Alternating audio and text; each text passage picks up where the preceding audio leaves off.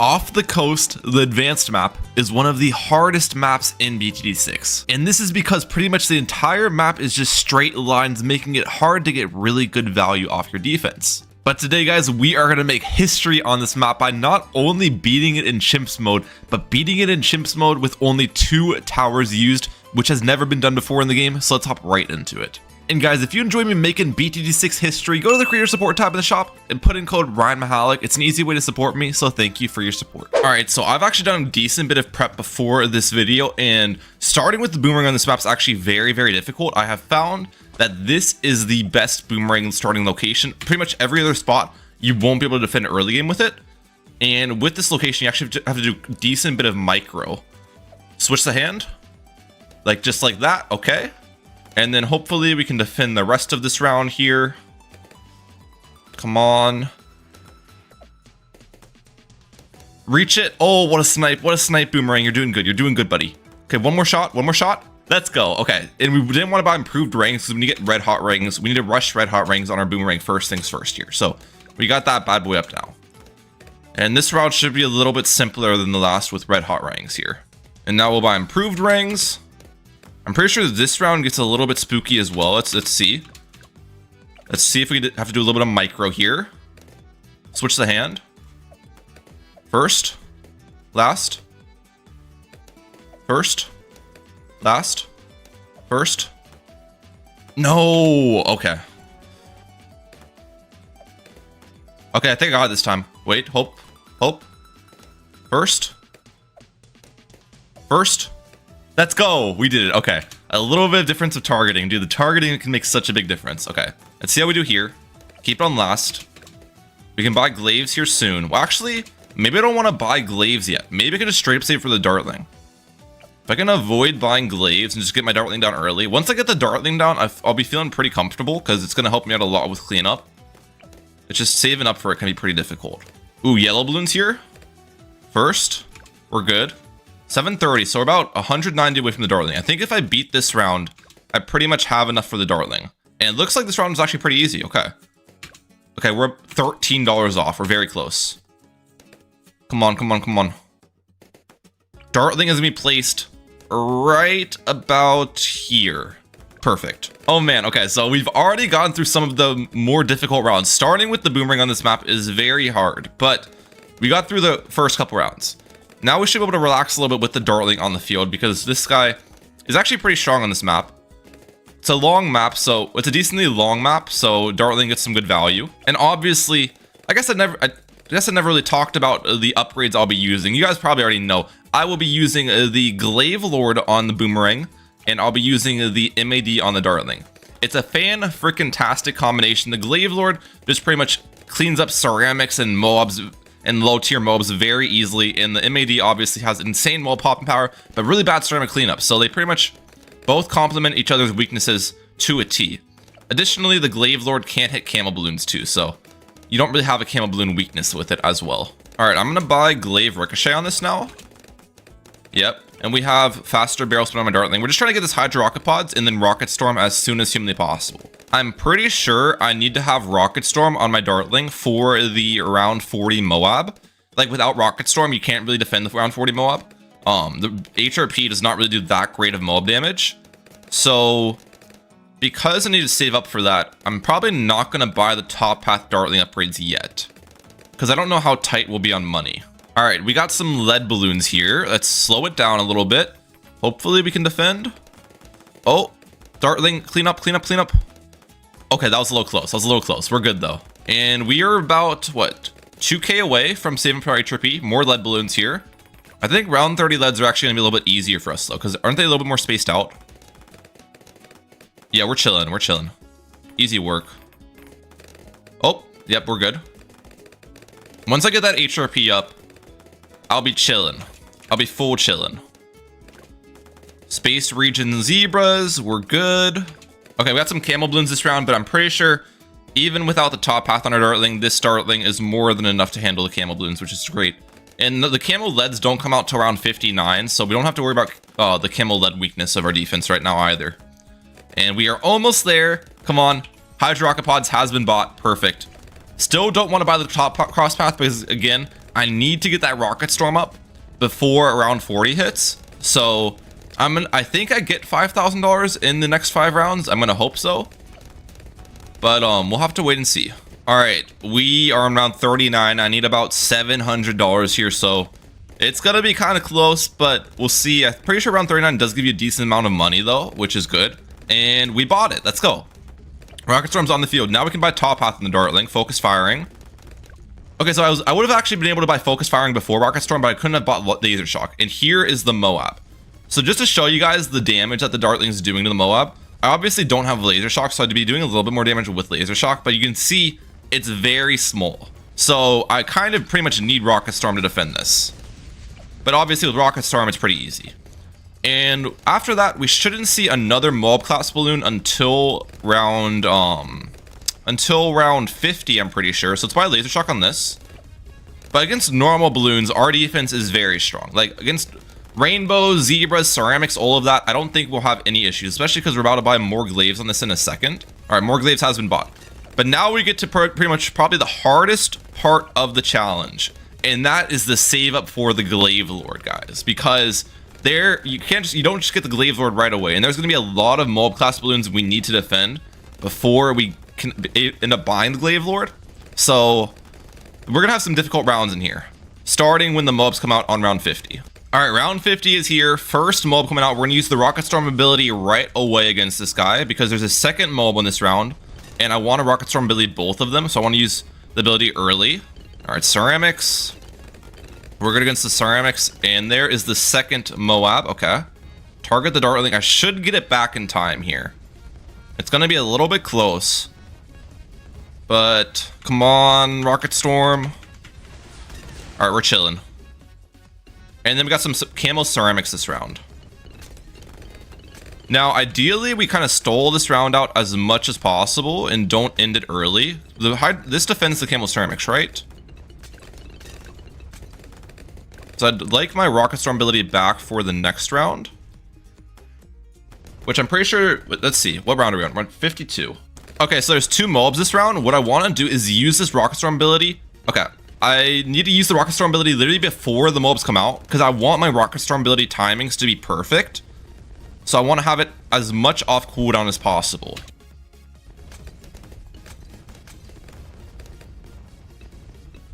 Okay, so the second M.O.A.R, even though it wasn't hit with a Rocket Storm, I might be able to defend because our Ricochet is kind of jumping to it a little bit, which is going to help me out with the M.O.A.R class damage, so it's a little bit easier to defend than the round 40 M.O.A.R. Come on. No, that's so close.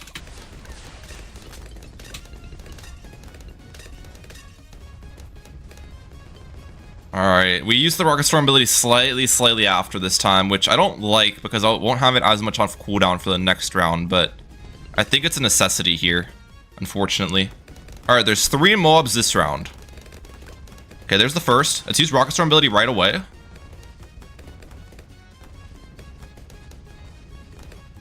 Hit some of these with the second.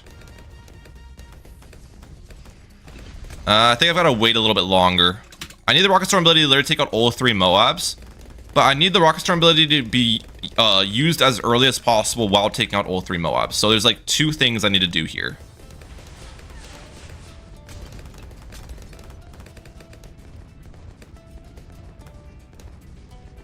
All right, I think this is it. I damaged both the M.O.A.Rs a decent bit. Wait actually a little bit to pop it. Get the round stalled a tiny bit. Okay. Round 54. Hopefully we have enough of a Rocket Storm cooldown to beat this round. Okay, this first M.O.A.R actually might get popped because our Ricochet was kind of bouncing to it. Wait, do I have to Rocket Storm the second M.O.A.R? I actually might be able to beat this round without Rocket Storm, as crazy that sounds. Wait, no, we can use Rocket Storm this round. I'm looking at the rounds, and round 55 is the next round, where there's not a M.O.A.R for a while. So all we need to do is pop this first M.O.A.R. Just like that, and then we can use Rocket Storm for the second M.O.A.R. So you might be seeing and wondering how I'm popping some of these M.O.A.Rs so easily, but I was struggling so much to the round 41. So let me kind of explain something to you guys. Alright, we're in Sandbox here. I just wanted to explain this thing real quick to you guys about how the HRP works. Against one M.O.A.R, we can't actually defend it. which seems pretty crazy without an ability. We get pretty close. I think we can pop it. Oh, we actually don't even pop it. But watch this. If I send 2 Moabs, 2 Moabs are actually easier to defend than 1 Moab because we're creating 2 explosions by hitting 2 different items, and explosions damage both Moabs. Wait for it. See how we defend 2 Moabs, but we don't defend 1? It doesn't really make sense. But because of this, some of the rounds have Moabs and ceramics under the Moabs, and that makes popping the Moab easier because you're creating additional explosions from the ceramics. So if we can utilize our targeting in that sort of way, we might be able to save Rocket Storm on some of the Moabs, some of the Moab defense, which will be really helpful for us.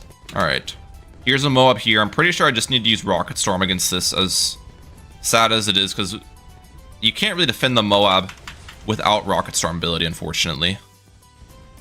Wait. Try to wait as long as possible to pop it. I think I need to use Rocket Storm again here too. Yeah, because I don't have any explosions going on. Did I use my Rocket Storm too early in the previous round? Oh no. Come on. I can beat that. I can beat that. I definitely can. Okay, hopefully we actually left a couple red balloons here, which could be good.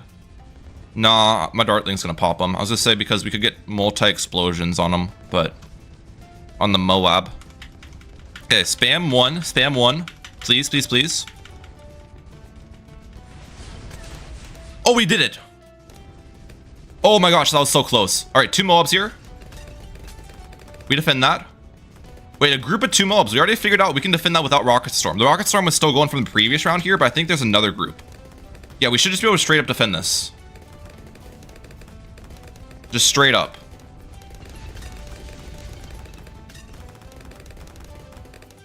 Wait, stole the round, stole the round.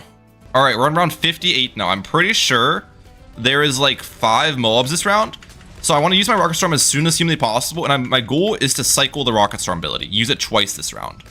So 1 Rocket Storm ability should be able to take out 2 Moabs. Pretty much. All right. And then we're going to target for the 3rd Moab. This Moab I need to defend straight up. So I need to kind of utilize the ceramics that come under it to get multi-explosions on the Moab. Just like this. Come on, pop, pop, pop. So close. Definitely doable, though. Definitely doable. Come on. That's going to be a hard defend. That's going to be a very hard defend. I think it's possible, though. Wait. No! That was it, dude! That was it!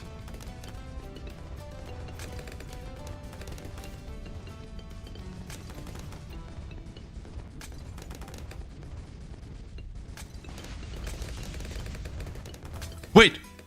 No way. Give me the Rocket Storm ability back, please. I need it back, I need it back, I need it back, I need it back, I need it back. Come on. I think we did it. I think we did it. This was the hardest. This was such a hard round. And I'm $300 away from the Glaive Lord. Let's go, dude. Okay. Now we can chill for a while. Saving up for the MAD is definitely not going to be easy, but for a while, these rounds should be easy. It's just Rocket Storm is BFB. Oh man, popping that 1 Moab. It took me so many tries to finally pop it, but I think that last time I had pretty much perfect targeting. I was utilizing the ceramic explosions well, and we ended up doing it. I mean, I don't think we'll have any issues until maybe round 80. I don't know how well we'll do against a ZOMG, but I should be able to relax a little bit now, which is great. So, you know, put my arms up, chillax, let's get it. Wait, fortified Moabs. Let's see how it does it against fortified Moabs. Okay, fortified Moabs actually make it a little bit farther, but we're chilling. Wait, we died against camo balloons. What the heck? Okay, so I guess Glaive Lord can't solo round 78. So the normal ceramic send is actually easy for Glaive Lord, because not only do the ricocheting glaives hit it, but it's also like the main throw. But I think the camo ones actually killed it because the main throw does not hit it. So the circulating ones were not enough. So we'll have to target the Dartling a little bit, maybe use a Rocket Storm here. We'll actually have to have the Dartling help out for once here. I've just been soloing with the Glaive Lord since then. Alright, so yeah, let's target the HRP on this a little bit. Okay, that actually made a huge difference. I don't know how the Glaives Lord died without it. That didn't even seem like it was close, to be honest. But we're good. All right. Non-fortified BFBs, the Glaives Lord just pretty much souls. Fortified, though, it might be a little bit of a different story. So let's target my Dartling on the fortified. The good thing about this, though, is my Glaives Lord is actually just jumping from BFB to BFB. So some of these back fortified BFBs are actually still getting damaged from the first ones. And our HRP is obviously helping out, too. Do I have to use Rocket Storm here? Ideally, we save Rocket Storm for round 80. Is my thought process. It looks like we're good. Okay, round 80. Let's use a Rocket Storm ability when it gets a little bit closer to my Dartling. Right about now. And we'll hopefully be able to cycle it against this ZOMG is my idea. We'll be able to use 2. Okay, so obviously didn't do that much damage, but the second Rocket Storm ability should do a lot more because the ZOMG will be closer to the Dartling. All right, I think I'm going to wait a little bit longer. I'm only able to get 2 abilities off here, so let's use it now. Perfect. Ooh, do we defend this? Oh, definitely can defend it. Definitely can defend it, though. Maybe I wait even slightly longer before I use the ability. Now. To help pop down the BFBs a little bit. Oh, yeah, there we go. Okay. So round 81 does not have any fortified BFBs, only normal BFBs. They are starting to get ramped now. We're in the 80, past 80, so everything's getting stronger every round. But I'm pretty sure regular BFBs still are not going to be a problem for us. How close are we to saving up for this? We're about 16k off. Okay. Yeah, this round's actually pretty easy. But I'm pretty sure round 82 is going to be really difficult. 82 has a bunch of fortified BFBs. And these fortified BFBs are obviously more healthy than ones we encountered earlier. Okay, we're going to try to target our Dartling kind of in the center of some of these BFB groups to utilize the explosions to hit multiple BFBs. The targeting of the Dartling is going to be pivotal for us here.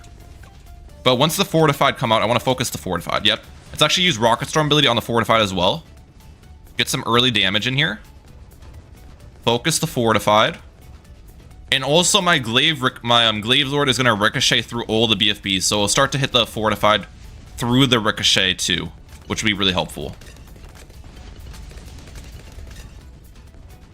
Let's see if I can pop one of these down to fortified mobs already, so I don't have to deal with all the fortified mobs at once. Come on.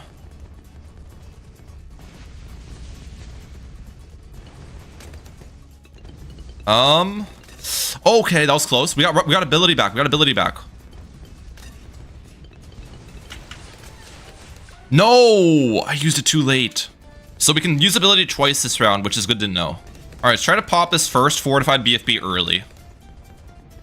So then the Glaive Ricochet can start ricocheting through everything. Yep, just like that. That's good.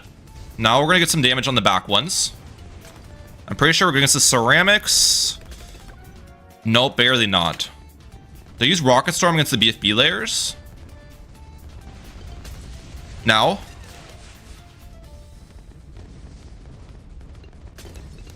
Rocket Storm. Please, please, please. That's so close. Maybe I used Rocket Storm at a bad time there. I'm not sure. We're looking pretty good here, I think. Let's pop this first BFB. Yep. Get some ricochets in. I need to defend this first BFB without Rocket Storm. And we can't do that. If I can defend that, I think I win. With Rocket Storm for the last 2. Okay, we pop 2 of these at the same time this time. We're good. Maybe target my Dartling down a little bit too long there, but let's hope that we're fine.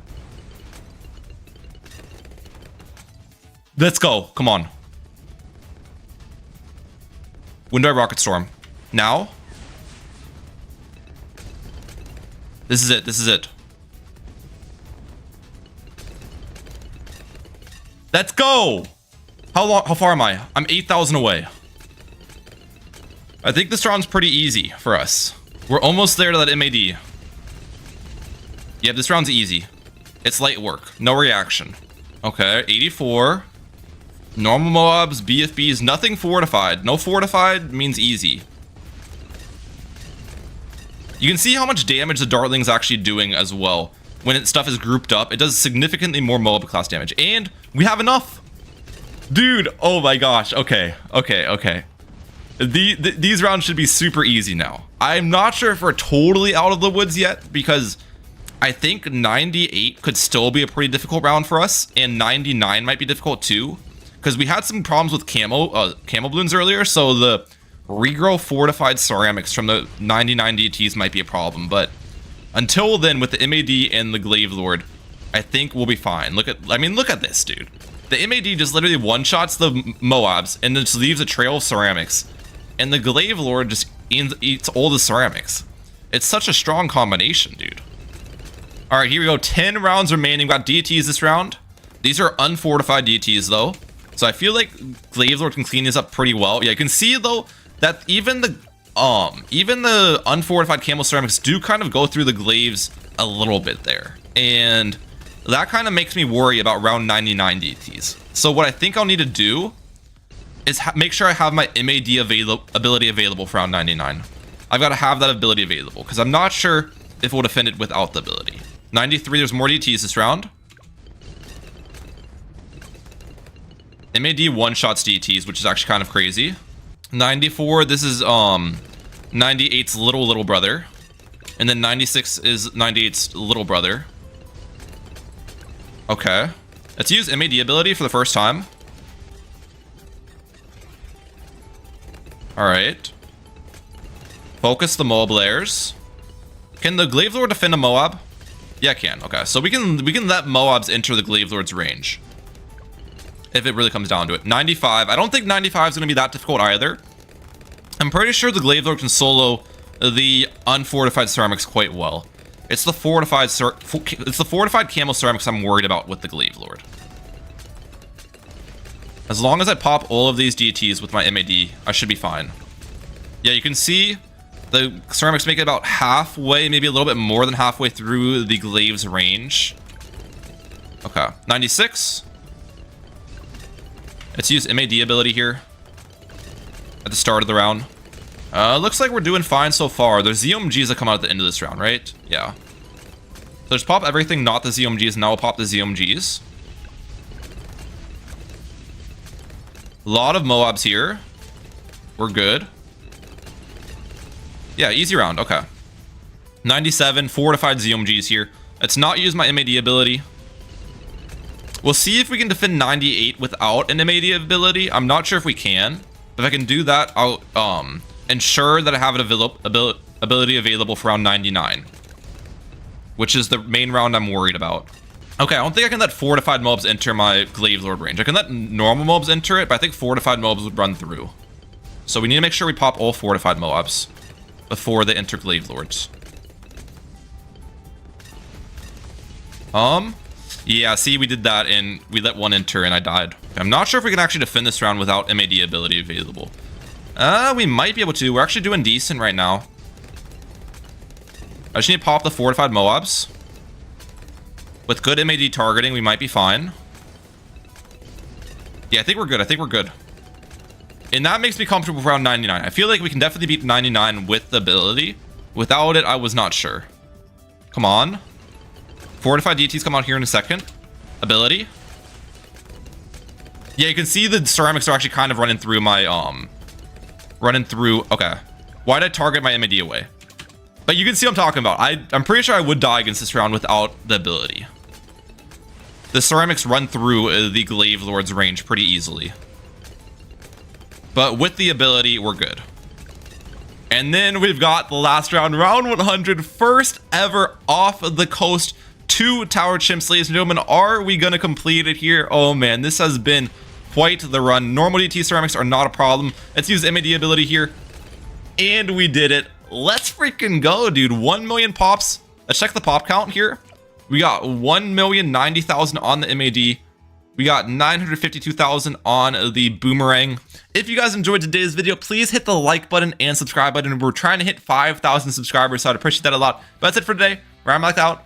Peace out, guys. Have a good one. Chimps mode is the hardest mode in BTD6 with no continues, hearts lost, income, monkey knowledge, powers, or selling. But funny enough, Chimps mode is not hard enough for a lot of BTD6 players, and that's why the 2 Tower Chimps challenge has been created, and there's an achievement for it, which is completing a game of Chimps difficulty with only 2 monkey towers. And guys, today I might have the most unique 2 Tower Chimps ever completed, which is the Adora and the Ultra Boost on the Engineer. And this is due to the way we have to utilize the blood sacrifice ability on the door to complete today's run, so let's hop right into it. And if you guys do enjoy these Chimps videos, make sure to hit that like button and subscribe. Only a small percentage of my viewers are actually subscribed to the channel, and I'm really trying to hit 5,000 subscribers, so thank you for your support. All right, guys, here we go. We're on logs here in Chimps mode, of course, and I'm gonna start with the Engineer right about here. Now, this is actually gonna be a really cool 2 Tower Chimps, guys, if I can actually pull this off. I feel like this will be one of the most interesting and fun combinations I've ever seen or done, and that is going to be the combination of the Ultra Boost on the Engineer with the Adora, ladies and gentlemen. Now, why do I think this specific 2 Tower Chimps is going to be really interesting? Well, the main reason is because Adora actually has a very slow leveling curve, but you can speed up Adora's leveling by using sacrifices. So I'm thinking, and sacrificing stuff for Adora also makes it have like an attack speed boost and some other stuff. So I'm thinking to do this, I might have to sacrifice like overclocks and stuff to speed up my Adora's leveling to accomplish this 2 Tower Chimps, which would be insane. But here we go. We are able to get Adora down on round 10 here, and I'm thinking the place it more on the left, maybe a little bit more centralized though, like right here. Should be pretty good placement. Yeah, all right, this is good. This is good. And we kind of have to do this with Engineer. Like, I was thinking about what tower to pair with Adora. I feel like Ultra Boosted makes sense because the decamo 1, and Adora obviously has 0 camo detection, so you need a decamo in there. And I can Ultra Boosting, it's gonna make Adora a lot more powerful as well. I could have tried something like maybe Prince of Darkness or Energizer too. Energizer would have been interesting because you could speed up Adora's leveling with the Energizer, which kind of helps you out there. But we'll try the Engineer here. And what path? Okay, so we're gonna get this into a cleansing foam, obviously. What path do I want to cross path it with? Probably sentries, right? I need the extra M.O.A.R damage because I feel like the round 40 M.O.A.R is gonna be one of the hardest rounds for us. I just off the start, so I'll get sentry guns on this guy. Perfect. Okay, and we can afford this cleansing foam in time for the round 24 camo, right? Yeah, we definitely can. Okay. Now you might be wondering, Ryan, if you're gonna sacrifice towers, how is it a 2 Tower Chimps? Because you're obviously sacrificing and replacing stuff, right? Well, yes. It's a 2 Tower Chimps depending on how you view it. So maybe 2 Tower Chimps with like an asterisk next to it, because I will only have 2 towers on the map at any given point. I'm never gonna have 3 towers on the map.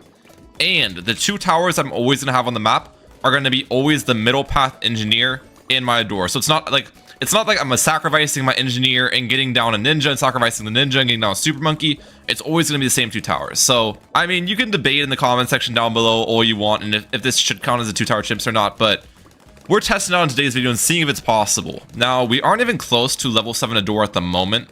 Level 7, I think, is when you actually get the sacrifice ability. We do have the level 3 ability, though, which will be very useful, too, which I think, I'll just use it right now for show. Increases the range of the Adora significantly.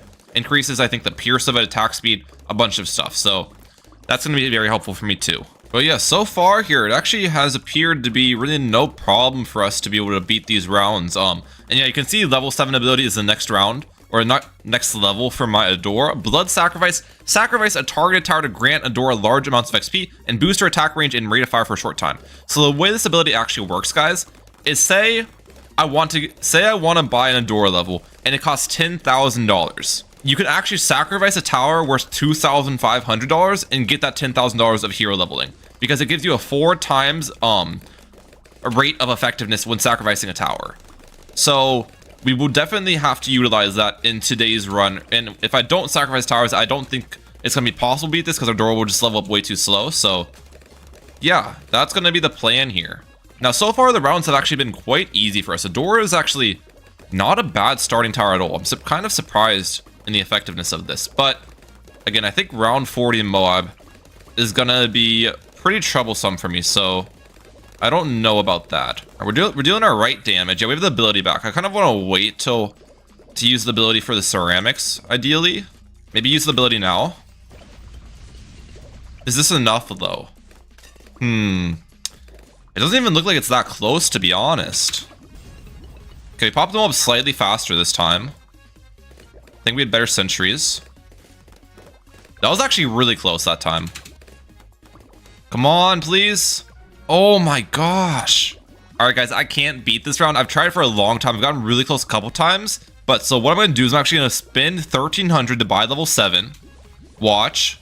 Wait, this is calculated, guys. This is calculated. And I am going to use the sacrifice to beat this round. So the way I'm going to do this is I'm going to use Adora level 3. I'm going to sacrifice this. I'm going to get my engineer back. And that sacrifice should give me a little bit extra firepower. Yes, there we go. Okay, perfect. And then I also got some leveling on Adora as well with that. I needed to utilize the sacrifice to increase the Adora's strength to beat the M.O.A.R.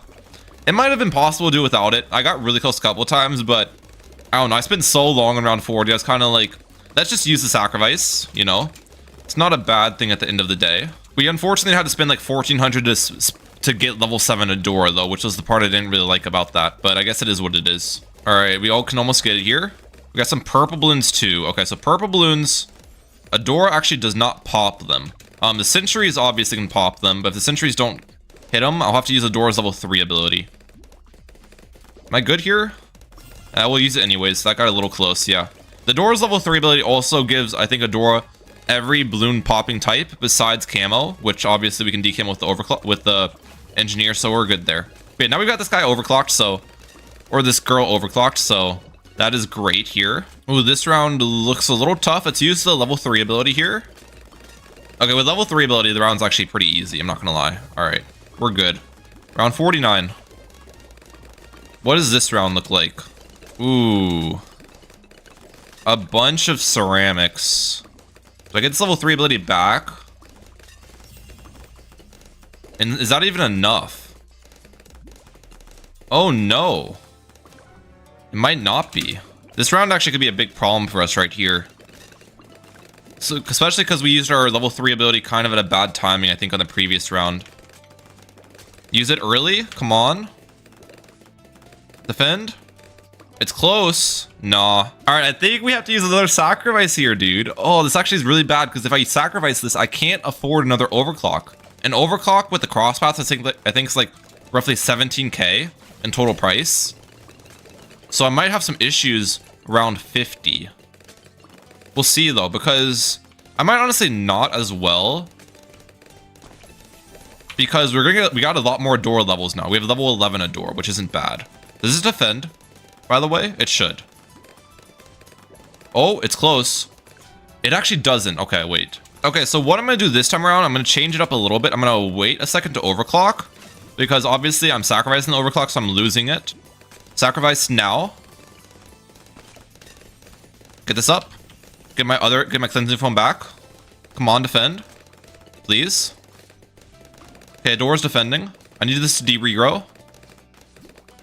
De-regrow, please. Does this defend the round, or do I need to use Bowl of Light? I have Bowl of Light available now. But I don't know if we defend without it. We might. I need this de-regrow to happen. Come on. Perfect. I think we're good. I think we're good. The overclock is still up too, because we waited on the timing. Oh, that's good. That's a good defend. Okay. We've got level 11 Adora, by the way. We've used 2 sacrifices so far. If you guys are new here, we've used 2 sacrifices so far. I've sacrificed a cleansing foam, and I've sacrificed an overclock. And even with 2, we're still only level 11 Adora, which isn't that great, to be honest. All right, let's get the overclock back up here. I'm literally, what? How close am I? A couple hours off. All right, overclock has been bought. Do I need to use Bowl of Light here? I think I definitely do. Now? Alright. That's fine. We got the overclocked Adora now, so I don't feel like using Bowl of Light there was that dangerous, most likely. Level 3 ability. We're good. Okay. Feeling a little bit more comfortable now, but I feel like I know there's definitely some hard rounds coming up for us. Ooh, wait. Bowl of Light. Okay, round 50. 5. We defend the first 2 sets of ceramics with the Bowl of Light. And then these 2 sets can be defended with the level 3 ability, I'm assuming. Alright, we're good, right? Right? Right? Yeah, we're fine. Okay, so I know there's some hard rounds coming up, though. I feel like 61, 62, and 63 are going to be like 3 really difficult rounds for us. Oh no. I thought it would just solo that. I really did. Okay. Wait. That actually might have just screwed us because I don't... Last time I had Bowl of Light going at the very start of this round. But since I clicked retry last round, it doesn't have Bowl of Light going at the start of this round anymore. I might have just lost. It might have just like full restart because of that. That is actually really annoying. I didn't know it was going to work out like that. No, dude. I think the only way I can try salvaging this at this point is by sacrificing another overclock, as sad as that is. That's the only thing I can really do. Our Adora level 3 ability here. We are going to reapply the overclock and then sacrifice it. Yep. Does that give me enough firepower to get through the round? It does. Okay. So at least we beat 55 that way. And our Adora is leveled up to 14 now. But again, now I don't have overclock for my Adora, which is a big problem. So it's like, at what cost? All right, BFB, what's the best way to deal with this? What's more valuable to me? The Bowl of Light or the level 3 ability? Probably Bowl of Light. So I think we can pop this down and there's level 3 ability of the Moabs. Let's use it now. Does this defend? It actually might not. Oh, it's out already. Yeah, we just need a Bowl of Light this. Okay, yeah, we'll just use Bowl of Light here. And that should defend that pretty easily. Yep. Round 61. Bunch of Region Zebras. Region Zebras, though, should get de-regrowed from our Engineer. Yeah. And then we just got 4 Moabs left. Now, I kind of want to keep my level 3 ability available, ideally. We actually hit level 15. Is not Divine Bolts burn through extra Bloon layer plus Bowl of Light deals more damage. Okay. So it's pretty helpful for us, but... Did we actually beat this with no abilities used? I think we do. Okay, that was good. Round 62. Let's use level 3 ability here. I don't think I get overclock in time for round 63. I'm gonna be like close, but I don't think I'll have enough money. Ooh, this round's actually tough. The purple balloons are being such a nuisance to us. Maybe I use Bowl of Light early? Because that should instantly clean up stuff that's not purples. And then we use level 3 ability later. Like now. Do I get Bowl of Light back though? This is the question. And then if I get it back, I think I'm dead to 63 as well. Because I'll have to use against that fortified Mo. Actually, I might not need to. One sec, we're actually popping everything. Hold up. Adora actually kind of just went crazy. We might be good for 63. Again, no overclock though. Do I wait to use Bowl of Light as long as possible? I'm not even sure how good Bowl of Light does against these ceramics too. Let's use it now. I actually might be good against this round. Wait, we could overclock mid-round. I've actually salvaged this run somehow after the situation I was in earlier. Because now we can overclock this and use level 3 ability against the last set. Oh, we're chilling, bro. Come on. We're back in it. And the thing is, I've gotten 3 sacrifices in on my Adora. I've sacrificed a Cleansing Foam and 2 overclocks. So I feel like our leveling of Adora, I don't know if I need to sacrifice any more at this point. I might just be able, if I can just straight up save for that Ultra Boost now, I think we'll be chilling. Alright, we've got almost 15k saved up right now and we need 77k. So again, that's a huge save up. I'm not sure if it's possible, but so far, Adora has been actually just absolutely cleaning up shop here. I haven't really had to use the abilities at all since round 63. So, you know, it's making me feel pretty comfortable here about the save up, at least for now. The leveling of Adora is extremely slow though, so I don't know if we would hit like level 20 in time for like the 90s and stuff when the rounds actually start to get really difficult. Yeah, let's see how much leveling we get here. We're at level 16. 25k to level it up, so we'll see how much of a dent happens on this when the round ends. Okay, that was like 4k.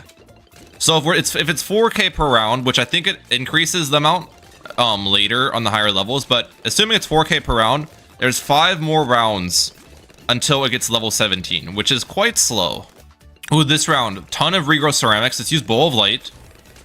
I think a lot of them did get de-regrowed from our Cleansing Foam, and actually that was pretty easy for us. All right. Wasn't as bad as I thought it would be. Okay, round 78. This is actually an interesting round. First set of ceramics, we can just use Bowl of Light against this. This should be defended pretty easily. The second set, however, I think is going to be a little bit of a problem for us because I don't know if our cleansing foam can kind of keep up with the camo ceramics. What I'm actually going to do is I think I will actually overclock my overclock. As crazy as that sounds, this is going to make it deploy more foam, which I need the more foam for the camo ceramics. I'm going to use level 3 ability here. Let's use Bowl of Light. Let's target the foam. Target the foam again. Okay, we decamoed almost all of it here. I think we're good. Okay, we're good. Oh, I might have actually just sold though because I just used all of my abilities. I was not very smart with that. Okay.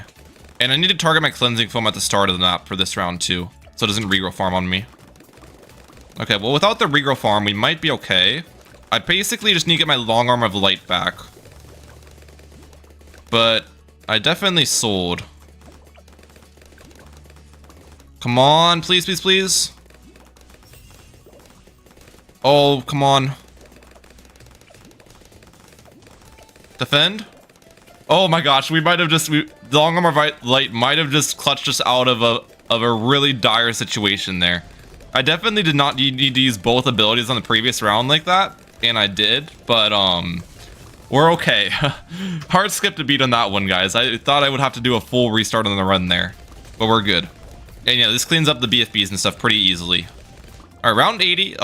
Let's just see how the Bowl of Light does here. Let's look at the damage of this thing. Bowl of Light. Oh, that actually wasn't that great. Only did 1 damage stage on the ZOMG. Honestly, not the best showing. Okay. I think we'll defend this, no doubt, but definitely thought it would do a little bit more than that. And we're also about halfway saved up for the Ultra Boost now, so not bad as far as that's concerned. All right, I'm gonna wait for this to be popped into MOABs, and then I'll use the level 3 ability, which has a ton of Pierce. Let's see if this handles. Oh, yeah, that was pretty good. That was pretty easy for it. Okay. We are in the 80s now. So basically what's happening now is there's super ceramics. The way they work is the ceramics get like more HP every round and are really tough to pop through. I can see in the past we were shredding ceramics. Now it actually takes us some time to pop through them. And the ceramics only pop into 1 rainbow, and the rainbow pops into 1 zebra, 1 black balloon, so on and so forth, basically. So there's less total balloons that spawn from the ceramics, but the ceramics are harder to deal with because they have so many more layers. Are we good here? Oh my gosh, these ceramics. Let's use Bowl of Light. Yeah, that was necessary for sure. All right, we've got 2 ZOMGs this time, and these are a lot more healthy ZOMGs as well comparatively to the round 81 because they're ramped now. So, this could be a tough round. I'm not entirely sure. Let's see. Adora's level 17 now, by the way. Level 18 makes it shoot 8 Divine Bolts at a time, so that'll be a helpful level once we reach that. And we are about 16k away from our Ultra Boost. All right, overclock you. We're gonna go for level 3 ability here. That should pop the MOABs down pretty well. All right, and we've got 1 left to deal with. Honestly, right now, it seems like the level 3 ability is more helpful than the Bowl of Light. So, in an ideal scenario... Okay, I'm gonna restart this round. I think in an ideal scenario, I start the next round with level 3 ability available, so I'm gonna try to manage for that to happen, which is gonna be really difficult. I think I'm dead against ceramics here, though, even with Bowl of Light. Come on, Bowl of Light, come back. We might handle. That was close. No, we're good. Okay, perfect. Yeah, I started with level 3 ability available too, which is nice. It's only $800 for level 18, by the way. So if I really need it for this round, I could spend that money. Ideally, we don't want to because that does delay our Ultra Boost even more. But 4 ZOMGs are eyeing me down here, which does not look like a fun time. I'm not going to even try to save my abilities this round. I'm just going to try to beat the round here. I might be dead against these ceramics. Oh, that's close. Okay, here we go. I need Long Arm of Light to help me clean up these ceramics. Without it, I kind of die to them. All right. We dealt with 2 ZOMGs actually pretty easily here. That's good. Don't pop the last one. We want to be pretty methodical with how we do this. Okay, we're going to use Bowl of Light here. We're We're gonna go another overclock on this. Okay. I'm gonna wait as long as possible. Now. That way I kind of get this done. I think I'm dead against the ceramics though. Am I not? No, I definitely am. That's annoying. Okay, this time around we actually popped both ZOMGs at the same time, but maybe if I use the Bowl of Light and the level 3 ability both together, I can do something here. Let's see. Bowl of Light, level 3 ability. Maybe this just actually beats it. And it actually did pretty easily. Okay. We're still about 4K off. DETs here. I think DETs aren't a problem though, in all honesty. Let's go Bowl of Light. Let's see. Yeah, even without level 3 ability, we're good. Okay. Those were obviously those only 3 DETs, so it wasn't much, but it's a good sign that we're fine against it. Oh, tons of BFBs here. This round actually is going to be a tough one, isn't it? Especially without Ultra Boost. I still don't have that up. Bowl of Light, please, and thank you. Not in time. Okay, Bowl of Light here, please. How close are we? 2K-ish off. Bowl of Light's doing like nothing against the ceramics though. Look at this. Oh man. I need this long armor of light back. Come on. Yeah, the level 3 ability is so much better at this point. Yeah, level 3 ability actually shreds that. I'm still $40 off. No way. I don't want to use an overclock right now. I want to wait till I get this up and to use it. Come on. Now we got it. Okay, perfect. Start stacking. There we go. Ultra Boost has been bought. That's a big step. Round 92 here. Bunch of fortified MOABs are actually scary. Let's use level 3 ability. Okay, level 3 ability makes that scary, no scary anymore. Now here's the thing about Ultra Boost. You can only use 3 Ultra Boosts per round. So what I'm actually gonna do, you can see there's 2 overclock icons on this. I'm kind of gonna wait for one to run out, because you want to keep that overclock icon on it the entire round.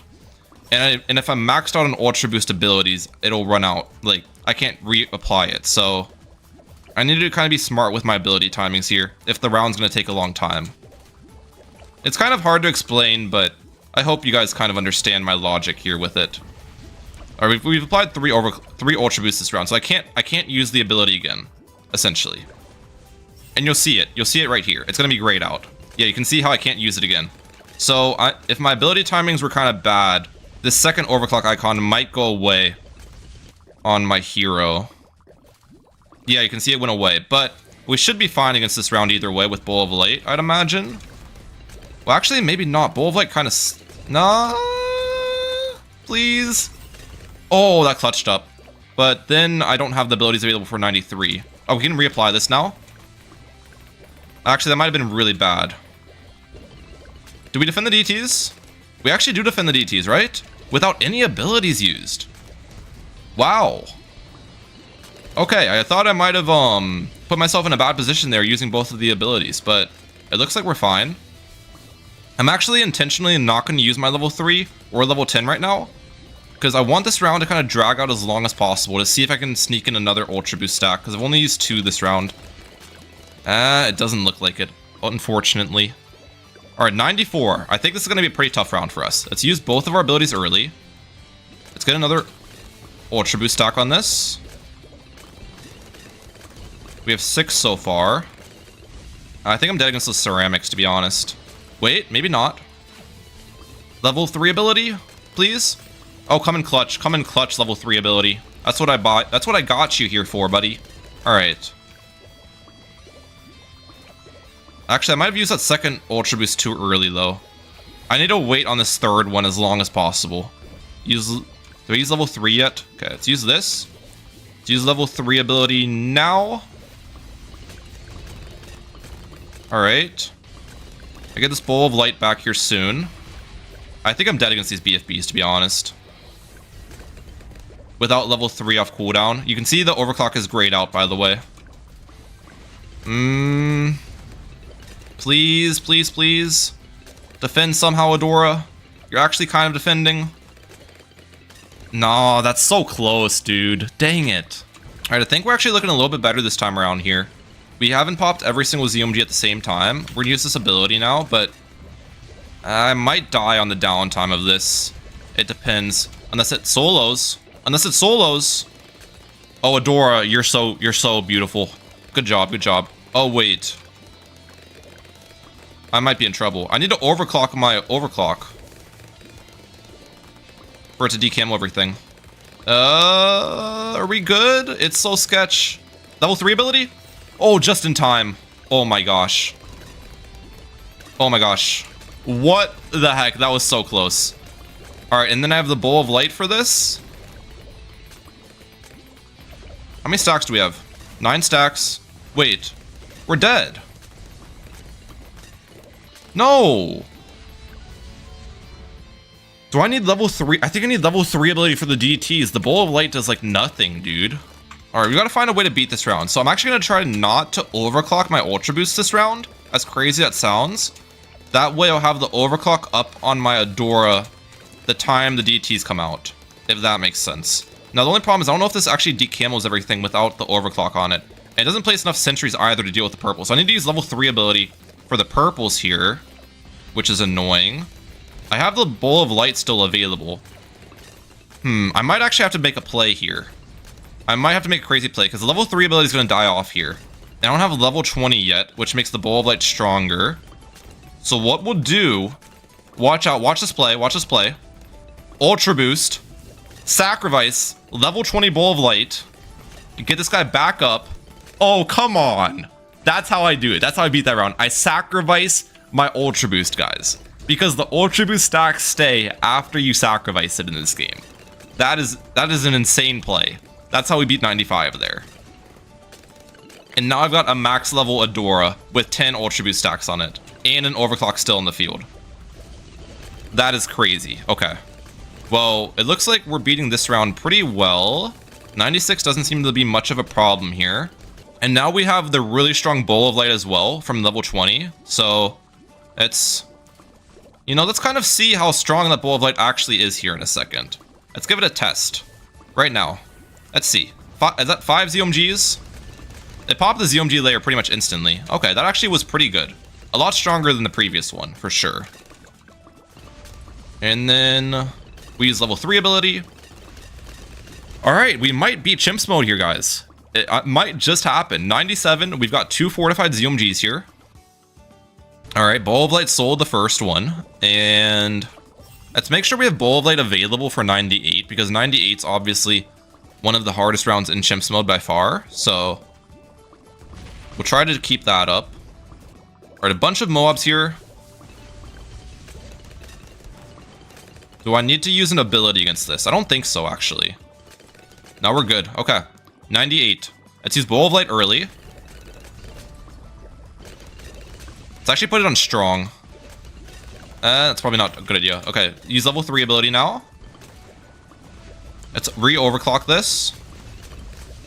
We're defending. We're defending. Right. Right. We're good. Let's go with a Bowl of Light here. Okay, let's reapply overclock. We're actually dealing with this pretty well because we pop the ZOMGs at different timings, which is important. Level 3 ability. Don't die on me. Okay, we popped all the ZOMGs down. That's fine. Ideally, I kind of want to keep Bowl of Light available for 99.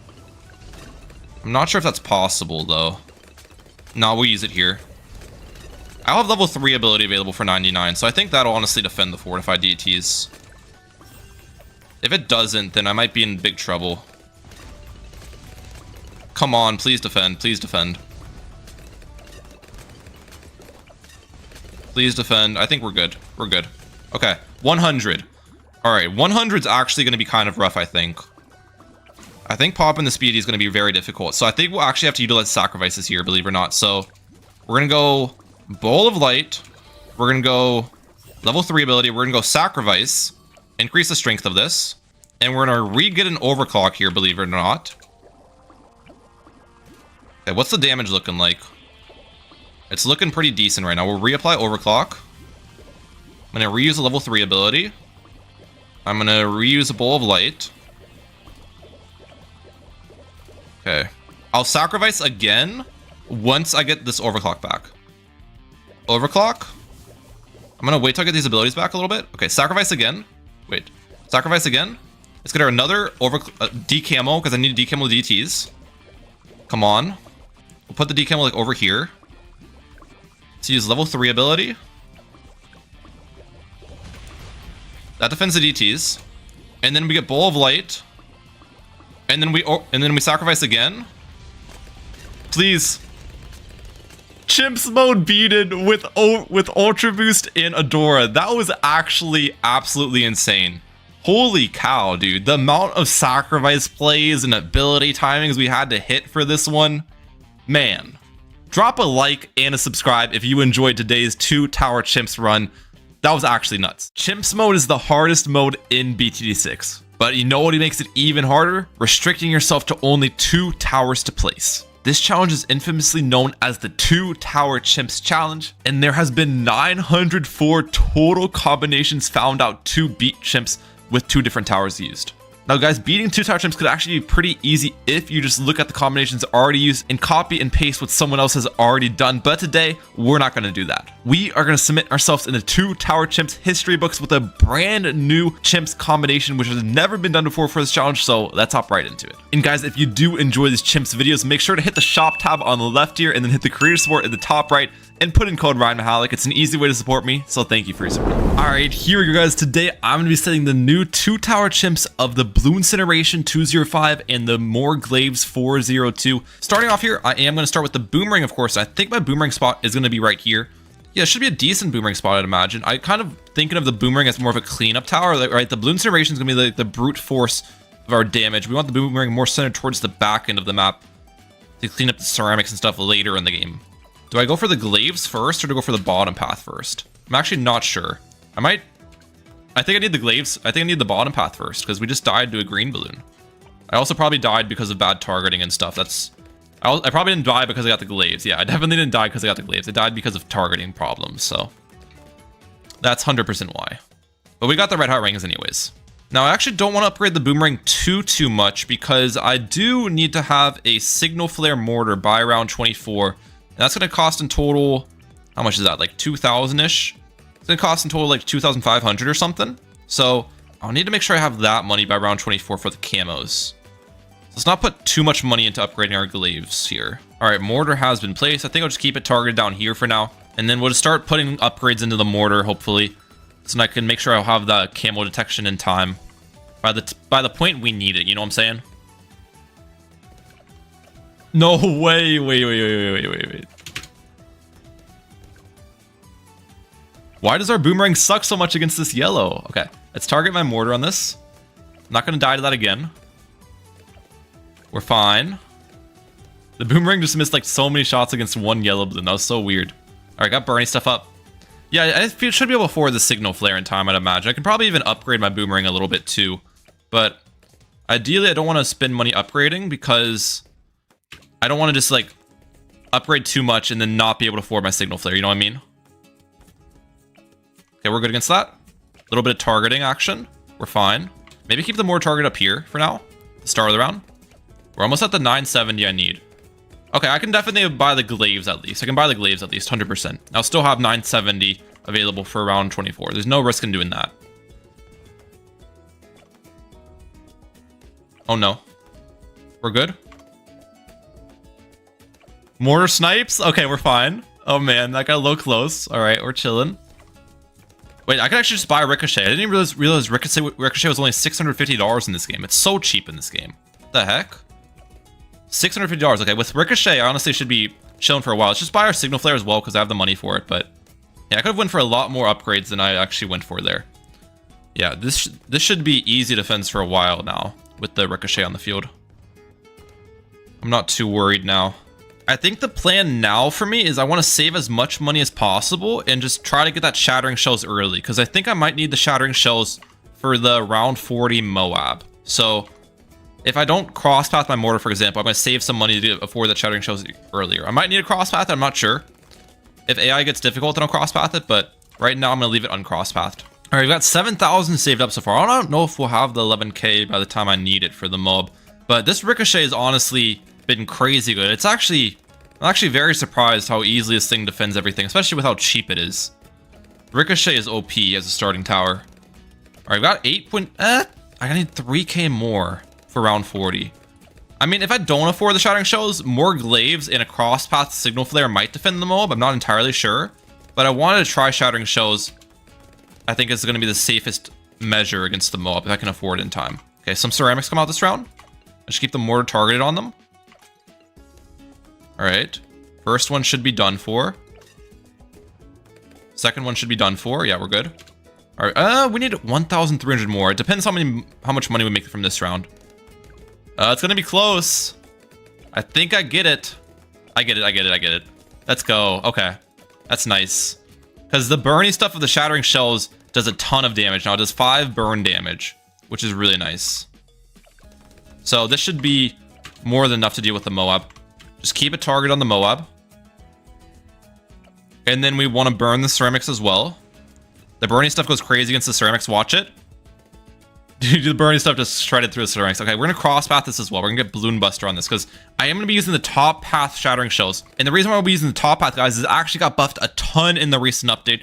They made the 105 Blooncineration have 36 pierce instead of 25 pierce for the Wall of Fire. And they made the Wall of Fire damage for the 205 be increased from 2 damage to 3 damage. So due to those buffs, I feel like we can hopefully do this new 2-tower chimps that's never been done before with the more Glaives and the Blooncineration. So that's the goal. That's the goal here. Rewrite the history books of the 2-tower chimps. Get my name in the books. We got this. Honestly, let's just buy the more Glaives now. Because it's going to be a while till I get the Blooncineration. So let's just buy the more Glaives now. I should be able to relax for a while now. It's going to be the nice part. These 2 towers should defend stuff pretty easily here. The only thing I might have to worry about a little bit is MOAB class. But if I just micro my mortar around, I think I'll be good against MOABs too. Alright, see how we do against MOAB. Keep the mortar targeted on this. Oh yeah, we're popping down pretty easily. And then the ceramics are always not a problem right now. Ceramics later might be a problem though. That's the thing. Ceramics do increase their HP quite a bit throughout the rounds here. So round 50 ceramics aren't the same as round 98 ceramics. So that's something we need to keep in mind here. Decamo that last pink. Alright, now we focus the MOABs with the mortar. May try to hit both the MOABs at once. Okay, we did that. Alright, yeah, we should be good here. Oh, we're so good. This is easy work for the mortar and the more Glaives, bro. This combination's crazy good early.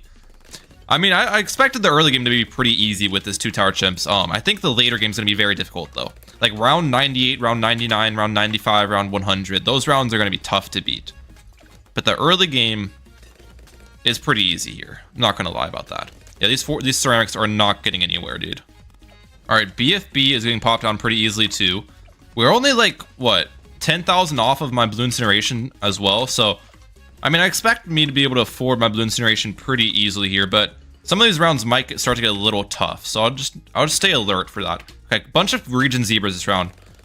Oh yeah, actually wait, I was gonna say, I might be in a little bit of trouble because the mortar can't pop the region zebras, but then I forgot more Glaives is more Glaives, and more Glaives just absolutely shreds the zebras. Not even a problem for this guy. Holy cow. That was easy. Alright. Okay, fortified MOABs are actually interesting, but I'm pretty sure Shattering Shells does defortify these. Yeah, look at that. So just focus those, and then we'll decamo everything as well. We'll just keep the mortar target up here to decamo, and then I'll target on the... Yep. We're good. Okay. Round 63. Wait a second. Let's hit all the ceramics. Does the mortar literally pop every single ceramic? Dude, look at that. Wait, I'm about to do it again. If I hit every single ceramic with the blast, the burny stuff burns through everything. Wait. I think I hit every single ceramic. Oh, that's so satisfying. We're about to do it a third time. I'm doing it a third time. I don't care. And we did it a third time. Oh, that's great. That's such a satisfying thing to do. Oh, a bunch of MOABs here. Okay, hold up. Wait a minute. Target the mortar in center so it hits both sides. One right there. No, we're completely fine against that. 40,000 saved up, so we're close to that incineration now. We're very close to the Blooncineration, ladies and gentlemen. 65 rounds deep. Okay, got 3 MOABs, 2 BFBs towards the end of this round, so let's make sure... Okay, that pops the MOABs. I'm going to expect my more Glaives deals with the ceramics quite well. And then we'll focus the BFBs here. I get the Blooncineration. I might get this round from the BFB inside. I'm not sure how much money we make from BFBs, but yeah, we should be good here. We're fine to pop everything down at once because we have enough balloon popping power to make up for it. Yep. And I have enough for the Blooncineration. Perfect. Oh, okay. Now we just keep the Blooncineration target at the start and we fly through these rounds, bro. Look at this thing go. Oh my gosh, it just absolutely annihilates all the ceramics pretty much instantly. If anything gets through, the more Glaives will just pick it up for us. I can just sit back, put my arms up, relax. I'll catch you guys in the 90s because, dude, this thing is not gonna get... Nothing's gonna get through this guy for a while.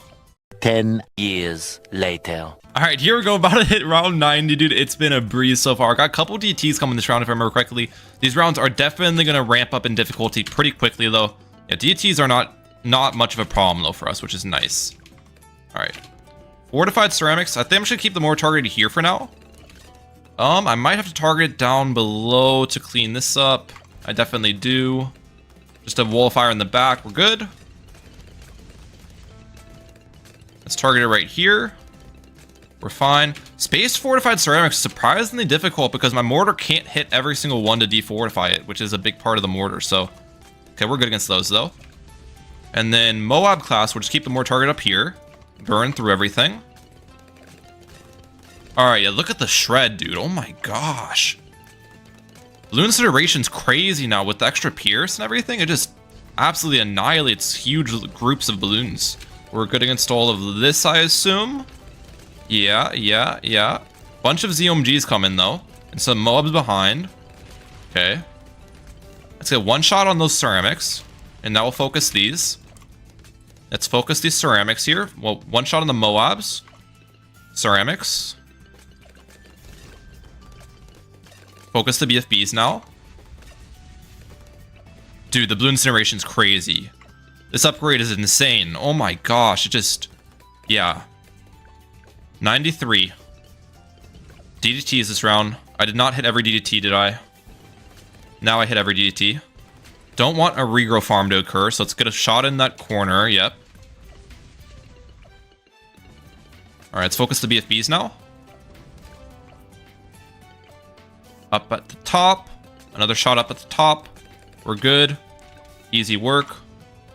One shot right there. Alright. 94.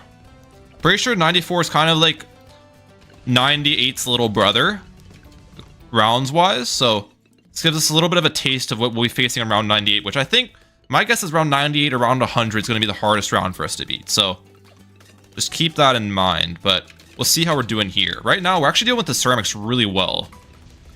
Okay, I might have hit the ZOMGs down a little bit too much. I don't want to pop every single ZOMG at the same time, ideally. We kind of want to pop them in separately, so then we can deal with everything in chunks. Yep. Okay, doing good there. Deal with these M.O.A.Rs. Yep. Alright, now we can deal with the ZOMGs. One at a time, basically. Okay, all of those ceramics basically got coated in fire. I'm pretty sure we're good against all this. Dude, the Blooncination's crazy against ceramics. Holy cow. And then we're good against this as well. Easy defends, bro. Well, actually, wait. Easy defends, bro. Oh, wait. Purple balloons are actually a bit of a problem here, because purple balloons extinguish the... And I didn't even decamo one of them. Please decamo this on the way around. Okay, we decamoed on the way around. This round has a ton of DTs, if I remember correctly, as well. Okay, we need to be a little bit focused for this round, for sure. I just want to make sure I coat every DT with the Blooncineration before I target it, for the most part. I want to make sure that we burn every DT down.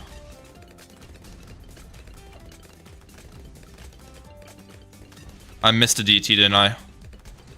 I missed a couple DTs. I was trying to clutch up the ceramics, and in doing so, I screwed myself over. Okay. We might have to focus up a little bit with my mortar targeting for this round. Because I need to make sure my mortars pop in the ceramics, so I need to make sure I also defend all the DTs. So it's a little bit of a... finesse, you know? Okay. Am I good against this? Okay, we're good against that purple. A little bit of a clutch play. Maybe target it right here. This should be a pretty good burning stuff spot where it can clean up the ceramics and hit the DTs for me. That's the plan with where I'm targeting my mortar right now. Cleans up the ceramics and hits the DTs for me. Yep. It's targeted right here now that I hit every DT. Oh, it works out perfectly, actually. That's what I'm talking about. Okay, a little bit of finesse with the mortar targeting is all you need, ladies and gentlemen. Well, actually, I still have a bunch of ceramics I need to deal with. Let's not counter chicken before they hatch. All right, we're good. And then 3 more Moabs. All right. I think I'm fine here. 1 more Moab. Easy work. All right, 96. Here we go. Couple rounds left, but we are into the hardest rounds now. You know, we've flown through these first bunch of rounds. Now we're on to the difficult ones. The ones that make or break this new 2-tower chimps run here. Holy cow, wait, this might be 98's little brother. I thought it was 94. I think 96 is little brother. There's a lot of balloons here. Not even gonna cap about that one. And the Blooncineration Wall of Fire actually goes crazy against the ceramics with the new buff. Alright. Let's pop these ZMGs. You know, maybe let's just try, for the fun of it, let's just try popping them all at the same time and see what happens. See if I can deal with it. See if the Blooncineration is really about it. This might be a bad idea. It probably is. But that's what we're about on Ryan Mehalic's on the Mehalic Plays channel. That's what we're about on this channel. Bad ideas. And we still defended. Dude, the Blooncineration is crazy. Okay, 2 fortified ZMGs this round. A little bit of targeting. Come on. This round should not be very difficult at all. Because the insides aren't fortified is the nice part.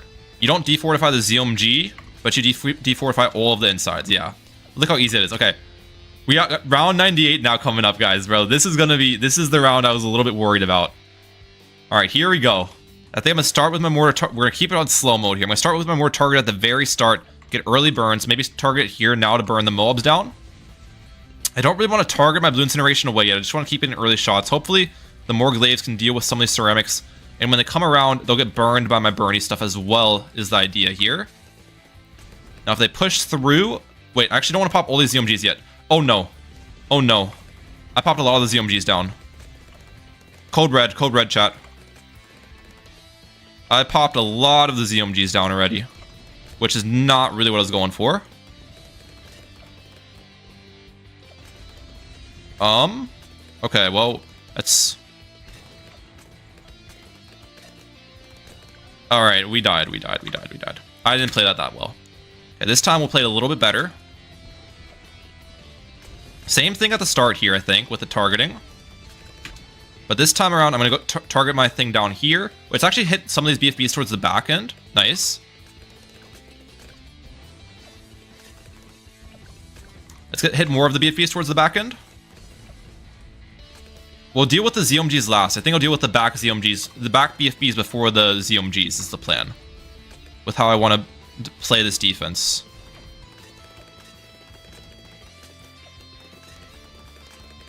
Okay, we actually dealt with everything but the ZMG. Okay, we're looking pretty right now. We're looking pretty. Don't pop all the ZMGs, Ryan. Don't pop all the ZMGs, Ryan. I repeat. Okay. Right in the circle. Or the square part. Nice. Oh, I almost died. We're good. Alright, up here. Come on. We're good. Alright. 2 ZMGs, 2 BFBs left. We'll deal with the BFBs first. BFBs should not be much of a problem. Just 1 mortar shot on this. Yep. That defends. Okay, I think I'm popping both these at the same time, unfortunately. I don't think I really could have popped one at the one time. But that's fine. I think I'm good against this. Keep my mortar target up here. Wait. 1 mortar shot to clean up. We're good. Okay, only 4 Moabs left, I think. Or 5 Moabs left. We're good. Let's go. Come on. 98 done. 99 now. We got some fortified DTs on this round, if I remember correctly. We're doing it. Okay, we missed a DT. That's fine. Target it right here.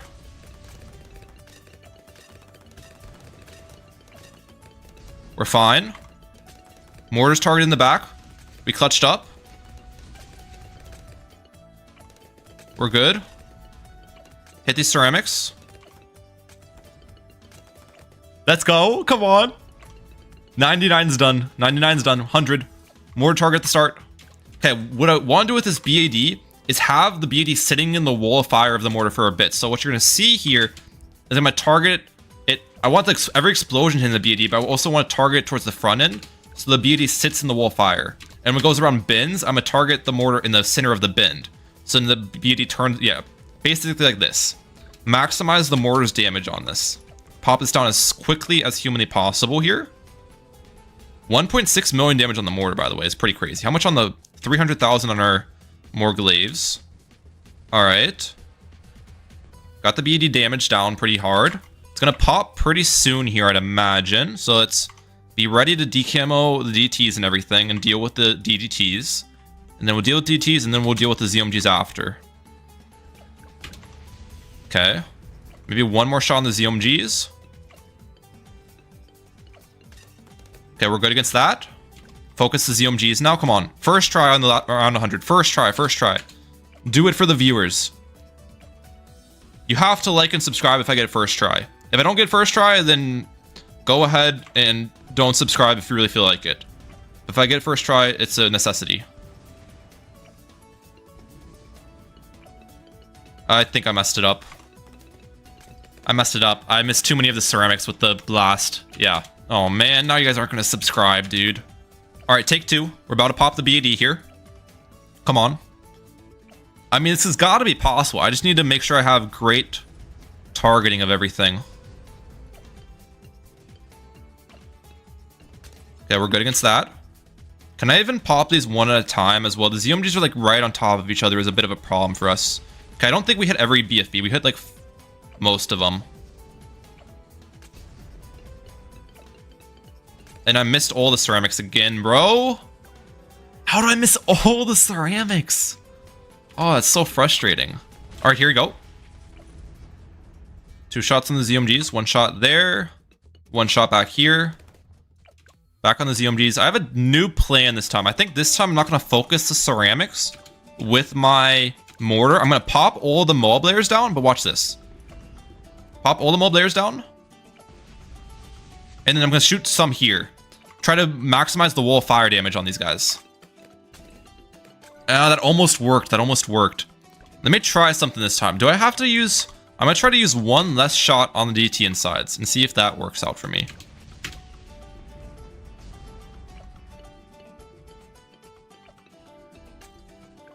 I might if I have a better wall of fire spot on that. Here we go.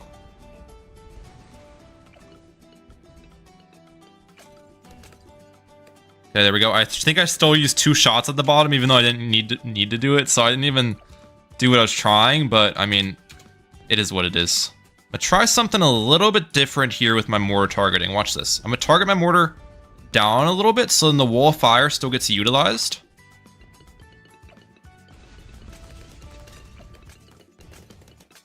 Oh, it's so close. It's so close, bro. All right, here we go. Shot right here for the DDT ceramics. That's enough. Focus the ZMGs. All right. It's really important how I play this for the BFBs. Shots at the front of the ZMGs. I don't know if that hit every BFB or not. It did. Okay.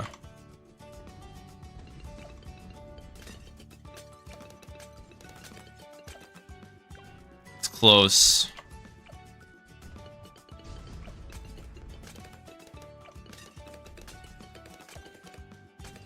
No way, dude. Oh. That was so close again.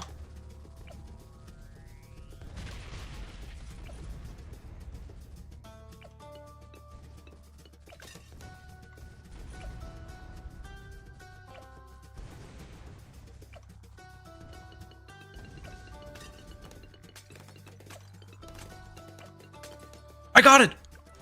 I got it. Let's go, dude. Come on. New 2-tower chimps has been completed. Let me take a screenshot of that to submit it. Oh my gosh. Let's go. Blooncineration and more Glaives, guys. If you enjoy what I went through to get this, look at this. $115,000 left over as well is pretty crazy. If you enjoy what I had to suffer to get this done, please hit the like button and the subscribe button, guys. Help me grow this new channel, Mehalic Pops. Thank you guys so much for watching. Mehalic out. Peace, lads. The 2TC is the most infamous challenge in BTD6 where you have to complete a game in Chimps difficulty with only 2 monkey towers. And previously on this channel, I've investigated Supermines, Benjamin, and the Sun Temple and concluded it's impossible to 2TC with all 3 of them. However, what was once impossible might now be possible. With some more balance changes under our belt now, we're going to re-investigate these 2-tower chimps combinations and see if we can avenge our previous attempts. Let's hop right into it. And if you guys have been enjoying the content, don't forget to click the creator support in the bottom left and put in code Mehalic Pops. It takes 2 seconds and it's a really easy way to support the channel. Here we go, guys. We are on the map of logs here, and I'm going to start with my Buccaneer right smack dab in the middle of the map. And that's because the first 2-tower chimps combination that was once impossible but now might be possible is a 2-tower chimps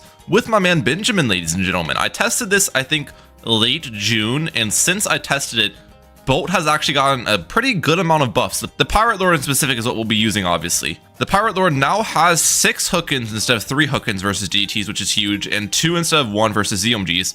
But also, in update 45.0, the boat got increased, but on top of that, the boat also got increased M.O.A.R class damage, which could be really helpful for round 100 defense, because normally the Pirate Lord does struggle against round 100. So, this 2-tower chimps might be possible now off of those buffs. So off the start, we'll just buy Grape Shot, and then we'll be working towards Hot Shot, Long Range, and Crow's Nest. I do need to get Crow's Nest, obviously, before round 24 for that Camel Balloon. Now, you might be wondering why I'm placing Benjamin in this specific location. And it's essentially because we don't want Benjamin's Bloon Trojan to actually throw out here. We want to make as much money as possible from these rounds so then I can power level Benjamin to get level 20 Ben as early as possible. And if I had Benjamin, say, in the center of the map, Benjamin would be throwing out that Bloon Trojan every couple of seconds. And when the Bloon Trojan hits a Moab in Chimps mode, you don't make any money from the ceramics from the Moab, so you make significantly less overall cash. And we can't have that here. We need money to power level Benjamin, or else I won't get enough Benjamin levels to make this 2-tower chimps happen. So that's why we put Benjamin here, because the Bloon Trojan can't throw through obstacles, and Benjamin's line of sight is obviously blocked in this positioning. Now, it's kind of funny that they keep buffing this middle path boat, because in my opinion, it's one of the best, like, upgrade paths or just upgrades in general in the entire game. So I was surprised they buffed it. One, it's got really good early game upgrades. It also has pretty easy stepping stones between the upgrades. Like, you can buy a cannon ship, it normally allows you to buy monkey pirates, and then saving for Pirate Lord isn't really that difficult of a task either. Pirate Lord's a pretty cheap 5th tier, and the monkey pirates actually has some solid damage. Now, you might be wondering about my boat placement here and thinking, Ryan, why'd you place your boat like in the center when you could place it a little bit more to the left or a little bit more to the right, and your boat would be able to like actually see the track over there? That's true that I can't see the track. However, you have to think about Moab class rounds. When a Moab is going to come out, the boat can actually see the Moab because Moabs have a bigger hitbox. And balloon rounds aren't really the concern. It's going to be Moab class rounds in the late game that are going to be the hardest thing to defend with this 2-tower chimps combination. Speaking about Moabs, you can see what I'm talking about right here. It hits the Moab on the left, and it should hit the Moab on the right. Okay, we actually popped the Moab too fast to see that, but it would have done it. Also, if you're trying to get that one achievement, I think it's called all for one and one for all. Basically, you need to beat hard mode with only 1 tower on the screen. This is the easiest way to do it, in my opinion. Just put a boat in the center of logs and upgrade to a Pirate Lord. It's pretty much an auto win. You don't really have to do, I didn't have to micro my boat at all. I was able to save for the Pirate Lord easily. And then once you get this Pirate Lord up, the rest of the rounds inside of the normal 80 rounds of hard mode is super easy for you. All right, we're on round 79 now, just a couple BFBs remaining. I have yet to micro my boat's targeting at all or use a boat pull ability. So we will see here, ladies and gentlemen, if you can actually just beat all 80 rounds of hard with a 0 micro. Because if you can, as I was saying earlier, it's going to be like the easiest way to get that achievement. All right, ZMG has been popped, and the Moabs are actually getting absolutely annihilated as well. Yeah, that actually didn't even get close. Okay, well, there you have it. 80 rounds have been beaten. Now I can start using the boat pools that I want. I don't think you lose income in chimps using the boat pools.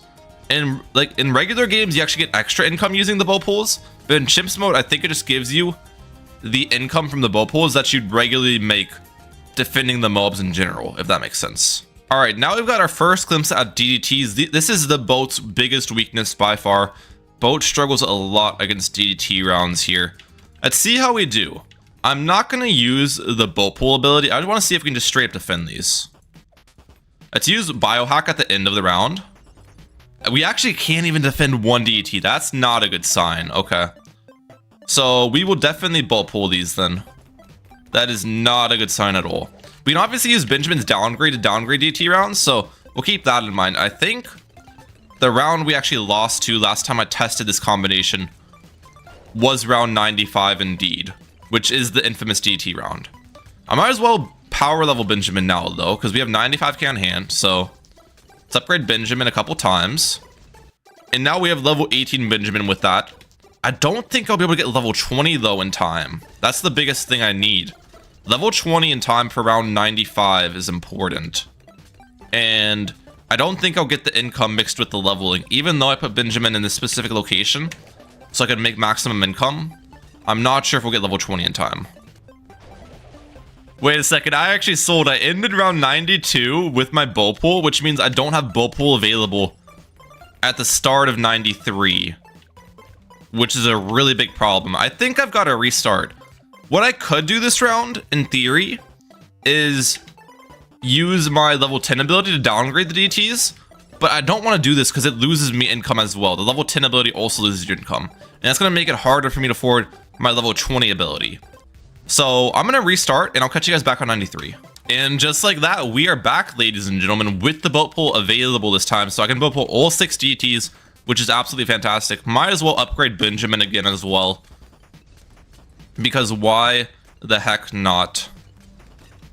And yeah, the moment of truth is going to come in here soon, because if I don't have level 20 Ben for round 95, I don't think we beat that round in all honesty. Let's use biohack. Oh, 93 is actually a little bit of a problem too though. One sec. And we use one more against the BFBs here. And now the round should be easy. The only problem with what I did is now I don't have bow pull available at the start of round 94, which could be a problem.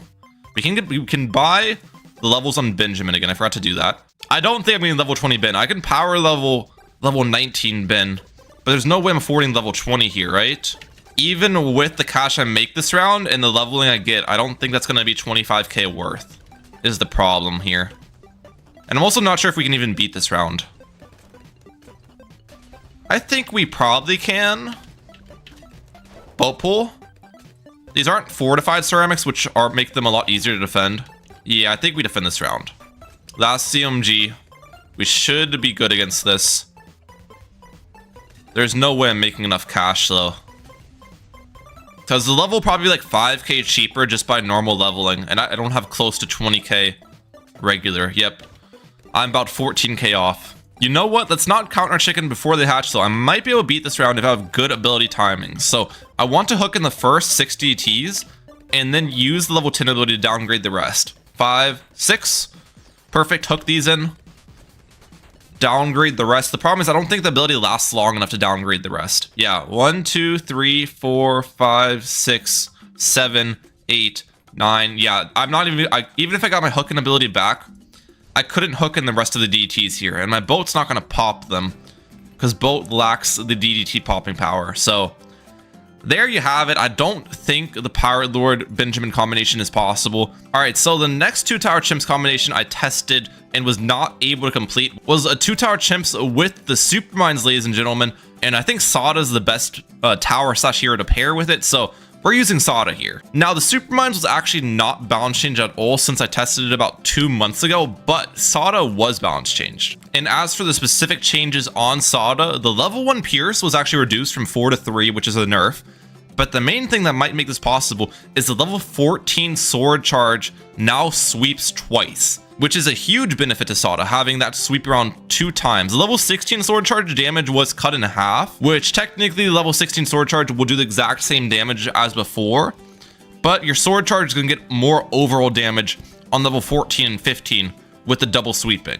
And even at half damage, sweeping around twice could technically be more effective overall if you think about it, because you might have better ceramic cleanup or something that way. But either way, we're going to spike mines at the start. We got a 4-2-0 spike factory. This is definitely the preferred cross path here. You just want overall as much damage as possible. And I put my spike factory in this specific location for a big reason. I could have placed it all the way to the right to get the most spikes in the back as possible.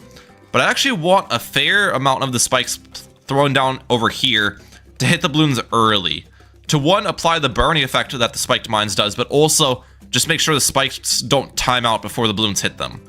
So I think this is most likely going to be the ideal location for my spike factory. Now, unlike the Benjamin 2-tower chimps that I was testing last time, I don't think power leveling Sauda at any point is going to be smart here. Really, I'll have the best chance of buying the super mines without putting any money into Sauda leveling, just saving up for it straight up. So that's what's going to come down to. Right now, the rounds seem really easy, but once I get into the 80s and the 90s, I think it's all going to come down to ability timing and targeting, and maybe even RNG with my spike factory throws. So at this point, we've got 60k saved up. I really haven't had any issues at all. I haven't even used a Sauda ability yet, which is pretty crazy. We're what? Almost halfway saved up for the super mines. And we've got Sauda level 11. That's the main problem with this combo, is that Sauda does level up decently slow. So you aren't really going to have level 20 Sauda at any point to help you save up for the super mines. Also, do we need to use the Sauda abilities this round, or do we actually still defend? It looks like we barely do. Okay. I think I definitely will. You need to use Sauda abilities soon, though. Like, maybe around 76. I don't think super mines is defending that. Yeah, okay. We will use the sword charge here, and that makes 76 pretty easy. And here we go, guys. 79. This is actually one of the hardest rounds for this 2-tower chimps combination, because their regrow farm action gets insane. So I'm going to wait and use the sword charge at a good timing here. Wait on it, wait on it, wait on it. Use it now. Perfect. Cleared out all the rainbows. But I think the problem occurs like now, when I don't have sword charge available. I might start regrow farming these rainbows like crazy. And then this round becomes difficult to defend. I need to get the sword charge back is what it comes down to. And I barely don't. Okay. I've got to say we're looking a lot better this time. I don't know what changed. Maybe I got better spike factory RNG. But I'm going to get my second ability back here in a second. Come on. And I think with the second sword charge ability, we beat this round. Yeah, we're good. We're good. Nice. The rest of these BFBs should not be a problem for us here. I can use a couple leaping swords just to play it safe too, because I don't want to try 79 again. That took a while. All right, round 80. Round 80 is not going to be that bad in my opinion, but it's after round 80 things start to get a lot more difficult, because then super ceramics start coming out, which the spike factory is not near as effective against. Sauda's abilities aren't near as effective against. It just makes things a lot more complicated. But as you can see, the ZOMG is not really an issue for us. Now, I don't think we'll necessarily struggle too much against 81 with that being said. The ceramics are going to make it a lot more difficult, but the rounds overall aren't going to be extremely difficult until the late 80s, I'm pretty sure. Let's use sword charge here. Okay, sword charge is not one-shot full HP ceramics. That's good to know. Actually, I might go down here. I'm not sure if the spike power can handle all those ceramics. Might need to retry this round. No, it looks like we're good. We're good. We're good. Nice. All right, round 84. We have a bunch of BFBs here, so it's going to come down to ability timings once again. I think I'm going to use a sword charge really early and try to get a second sword charge this round, if possible.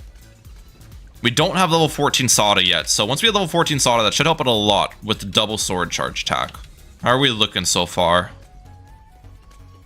Looks like we're actually handling. Maybe I don't need to use another sword charge. We're actually looking pretty good here. And we just hit 100k saved up too. So we're what, 35k away on the save up for the super mines? Okay.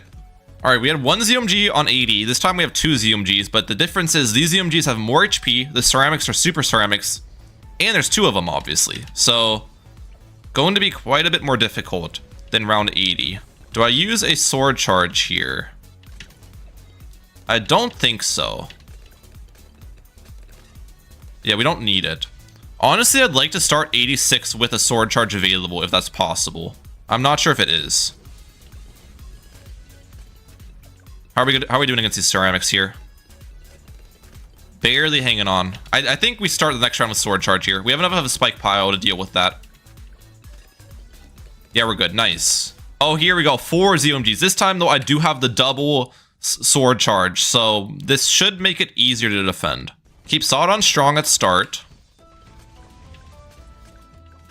Don't use the sword charge yet. Now. That might have been too early to use it. You can see it goes around twice, though. That's really nice. I think I used it too early, though. Throw this down in the corner. Yeah, okay. In that case, we need to pop everything down around the same time and get one really big sword charge on them. Like, now.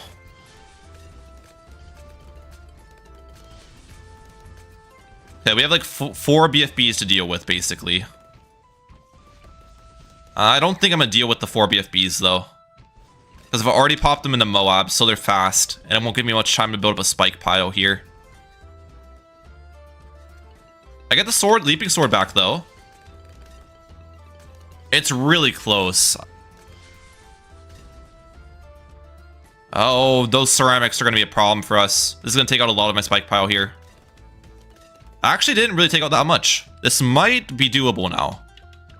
Do I wait? I think we had leaping sword now. I think we defend this. We have enough of a spike pile. Right? Barely. Okay. Alright, round 90. After the 4 ZMGs, I really haven't had any issues, which is pretty nice. I don't think round 90 is going to be that bad for us either. Spiked Mines does some decent DT popping. We don't have to use a single ability here. That's good. Okay. We just hit level 15 Sauda. Increase attack range and popping power, and leaping sword deals more damage. Good to know. I'm pretty sure the problem round for this setup in the past and why it wasn't possible is round 92, if I remember correctly. That was the round that no one could beat, really, without upgrading Sauda. So we want to make sure we start 92 with every ability available, ideally, which I think using a sword charge there doesn't allow me to do. Yeah, we need to restart this round. I don't know if I can beat this round with sword charge ability available for the next round. I think I need to use it at a timing to help me out a lot defensively, which is going to make 92 a lot more difficult. But I guess it's just the way the cookie crumbles. Let's use it now, like halfway into popping the BFBs. I think I defend the round here. Do I want to take this though? Can I beat this round with more ability off cooldown? I've got like 30%. I think I can do better than that. This is probably the best I'm going to do. We're probably going to end with roughly 25% cooldown, which isn't bad, but it's not perfect. Actually, it might not even matter since I don't think using the sword charge right away is the most effective way this round. Probably wait a little bit on it. All right. 92. What makes this round difficult? Oh, it's the 4 ZMGs. I see. That makes this round difficult. Okay. And actually die against the M.O.A.Rs, believe it or not. Alright. I think I've got to use the leaping sword against the M.O.A.Rs then at the start. Unfortunately, which is going to make the ZMG defend even more difficult. But if we're dying to the M.O.A.Rs, it's a necessity, you know? Alright, use this now. This time around, we did defend all the M.O.A.Rs, which is good. The ZMGs are just untouched this far into the map, which is a problem now. They are completely untouched. Sword charge now.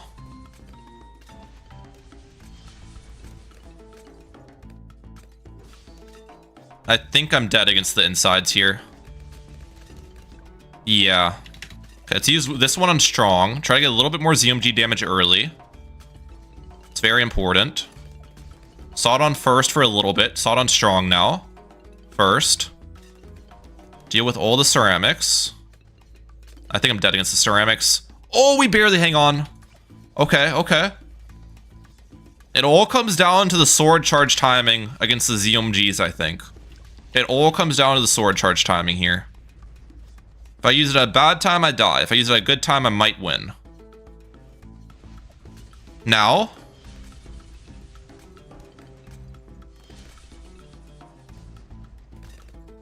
I think I used it too early.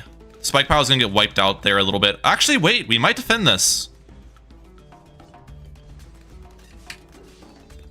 Oh my gosh. Please. I think that's the first time 92's ever been beaten with this combo, guys. I'm not going to lie. This actually might be something special. Beating 93 is going to be a very big challenge, though. Fortified BFBs are no joke. It's the fortified ceramics that are the biggest thing that are scary, in my opinion. Okay, use this. When do I want to use the sleeping sword? Now. Right into that corner. I think I'm dead for sure against these fortified ceramics here. Yeah, I need to find a way to beat this round. Now. Sword charge. Okay, this sword charge did a ton. Holy cow. This might be it. I've been on this level for a very long time now because I'm trying to beat this round with my leaping sword ability available. So I haven't been using it to clean up at the end, which makes it more difficult, but I need to set myself up well for 94. Strong. First. Oh my gosh. I think we did. Strong. First. Finally, dude. Holy cow.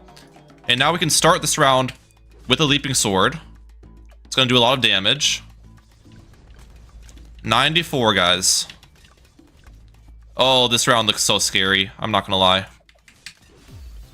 This round looks unbelievably scary.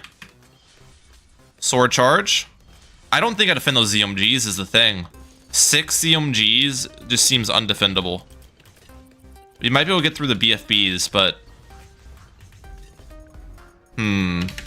This might be the end for the Supermines 2 TC. We were able to push the boundaries 2 rounds comparatively to what was done beforehand, but I really don't see how in any world I'm beating this round. Sword charge? Come on. Go crazy. I think we're dead against these ceramics. What I could in theory do is upgrade level 16 Sauda for 9k. This does delay my Supermines, and I think I afford Supermines after 96 now. But this round's impossible otherwise, in my opinion, so it's like a necessary thing to do, you know? Sword charge now.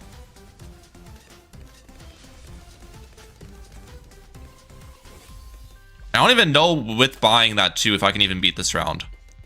We do defend all the BFBs, it looks like, which is good.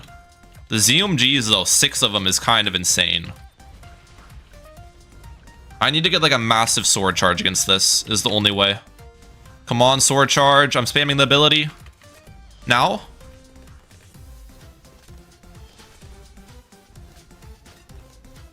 I think I'm still dead against these last BFBs. Maybe not. No, I'm extremely dead. I am extremely dead.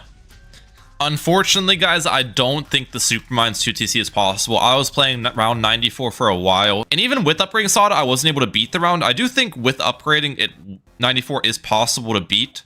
However, if you do that, 96 is just impossible, and you just don't have money for Supermines yet. So we're calling it. It was cool though, because I think I got farther than anyone has gotten and closest to the Supermines 2TC yet. So that was a pretty nice accomplishment. But our last combo I would like to test out is the Sun Temple, ladies and gentlemen. I tested this one not so long ago, but right after I tested it, they actually buffed the Sun Temple, and the Magic Sacrifice does more for it now. So this will be a Prince of Darkness and Sun Temple 2TC. And I actually have a lot of hope in this one. I think this one is possible to do now, so we'll have to wait and see. Now, off the start, it's pretty simple. We get a Wall of Fire up, and after this Wall of Fire, honestly, just try to save it for a Super Monkey next. Is going to be the best route. The Wall of Fire is such a good early game defense. I have had 0 issues once I bought this guy. Having it down also where it throws it, the Wall of Fire pretty much in an intersection is also really important, so I can hit the balloons twice. Now, as for the Super Monkey placement, I just place it in the center here, or do I place it more to the right or something? Or do I place it on the left? I think we'll place Super Monkey right here. Is this a weird spot? I feel like this is going to be the most effective spot. We also can afford Monkey Sense for that camel. Perfect. And now that I have a Super Monkey down, the early game should not be anything too special. We'll just be working towards a Necromancer next. Oh, purple Bloons here? Yeah, Super Monkey and Strong deals with that. Purples aren't a problem. And on round 34, we now afford our Necromancer, which is fan-freaking-tastic. You can also target where the Necromancer Bloons come out from. So I guess I'll target it in the back here. And we'll start saving up for Prince of Darkness. Okay, this is kind of funny. I haven't had to micro at all, and the Bloons haven't even gotten close to getting through. The Necromancer is quite effective, I've got to say, for some Bloon cleanup. And Super Monkey and Strong helps it a lot for mobs too. And our Prince of Darkness has been bought, ladies and gentlemen. I'll just target at the front of the map just to end these rounds quickly. And we'll start working towards our Sun Avatar. Now, the thing with the Sun Avatar is you might think, Ryan, since you have Prince of Darkness, which is a D-camo and everything, you probably want to get the middle path on your Sun Avatar, right? You want the extra range. No, because I actually want the bottom path, not really for the knockback, but for the Ultra Vision. And the reason why I need the Ultra Vision path is because after I sacrifice this Prince of Darkness for the Sun Temple, because I need the Sun Temple for round 100. I don't have BAD popping power without it. After I sacrifice, I don't have the D-camo anymore, and I need my Sun Temple to actually be able to pop the DDTs from the BAD. So that's why I need the Ultra Vision cross path on this guy. And it looks like round 70, we do actually afford the Sun Avatar, which is huge. We'll just keep him on Strong. And I don't think we'll have any issues until probably the 90s here. This combo is extremely strong, so I'll catch you guys there. All right, we're in round 92 now. I've had 0 issues so far, but I can tell the rounds are starting to push a little bit more, so might want to start microing my Prince of Darkness and Sun Avatar targeting a bit to maximize damage. Looks like 92 goes down really easily, though. DTs should not be any problem, though. Prince of Darkness is insane against DTs, and the Ultra Vision on the Super Monkey gives extra camo popping power, so my Sun Avatar does some solid DT popping as well. But round 95 is a pretty crazy DT round. This is where Pirate Lord went down, so we'll see if the Sun Avatar Prince of Darkness can pull through. It's actually kind of funny, because the Prince of Darkness decamos the DTs, which actually hurts my Sun Avatar, because it deals less damage to uncamoed balloons, right? All right, round 96. This is when the rounds are going to start getting difficult for us. Sun Avatar and Strong to slow down the mobs and just do some solid damage. Maybe even last targeting. We'll keep on Strong. Prince of Darkness does really good at the cleanup. First, Strong, perfect. We'll target Prince of Darkness here. Got 4 ZMGs to deal with. We'll move it here. Our graveyard is starting to die out, but it should refill soon once we start popping everything down. Yep, we're back to 3,000 graveyard. That's good. And the rest of this round should not be that difficult. Now, actually, one of the harder rounds for this 2TC is round 97, believe it or not. Because you lack single target damage, and the graveyard dies out pretty quickly here. So we'll see how we do. I'm not sure if my Sun Avatar placement's good for 97. Alright, target you there. Once I pop these ZMGs and BFBs and stuff, though, the graveyard will start to refill a little bit, which is really good. Here, first. I need to pop these mobs down before we run out of graveyard. We're at 200. Target here. I think we're good. I think we're good. This was actually a pretty solid Sun Avatar placement to defend this round, because it got a lot of damage early, which is what we like. Yep. All right, we're 13k away in the Sun Temple save up. We will afford Sun Temple by round 100. We make enough income there, so we shouldn't have to worry about that. And 98 and 99 should be defendable without the Sun Temple, ideally. If it isn't, then that's not going to be fun. All right, target the Prince of Darkness. That's a lot of fortified Moabs. This is a little scary. Target Prince of Darkness again. We popped every BFB down pretty early here. It looks like Prince of Darkness absolutely handles, though. What a tank, dude. Target Prince of Darkness here. And we'll target back in the back again. Okay. We'll target Prince of Darkness here. Yeah. Wow, 98 wasn't... We first tried 98. That's perfect. Wasn't much of a problem. 99. Fortified DTs. I don't think these are that bad either, as long as we do a little bit of Prince of Darkness targeting first. Oh, we almost go down, but we did it. And look at that, $180 to spare, dude. Can't be any closer than that. Let's get our Sun Temple up. And can the newly buffed Sun Temple solo the BAD now with a 25k magic sacrifice? I can tell the damage is definitely better than the last time I tested this 2-tower chimps. So I'm feeling good about this. And of course we have the Ultra Vision Crosspath so then I can deal with the DTs. Ooh, I might actually need to use a different Sun Temple placement. I'm now thinking. I might need my Sun Temple to be like somewhere in the center. I don't know if this actually defends with my placement. We have it on its last damage stage now though. Maybe it does. Camo priority targeting. Defend the DTs first. Okay, that blowback was kind of cool. I'm not going to lie. I think we defend. Oh, we actually blow back all of the Moabs. That was insane. I'm not going to lie. That was cool. And there we go. So in conclusion, the Benjamin 2-tower chimps is still impossible. The Supermines is closer, still impossible as well. And the Sun Temple one is now possible. So I hope you guys enjoyed today's video. And if you did, please hit the like button, subscribe button. Ramlak out. Peace, guys. Have a good one. And if you guys enjoyed today's video, make sure to hit that like button, subscribe, and check out this video that YouTube wants you to see.